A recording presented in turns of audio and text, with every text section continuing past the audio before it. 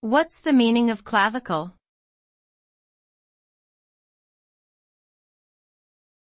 Clavicle.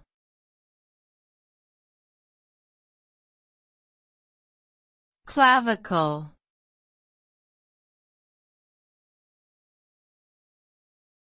Clavicle.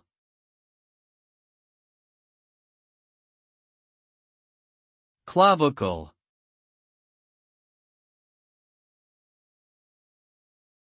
The clavicle is a bone located between the shoulder blade and breastbone in humans.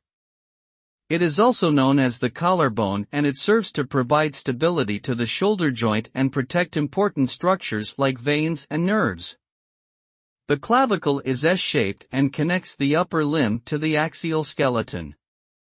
Injuries to this bone are common, especially in contact sports or falls. Treatment may include immobilization or surgery depending on the severity of the injury. Overall, the clavicle plays an important role in the human body's structure and function.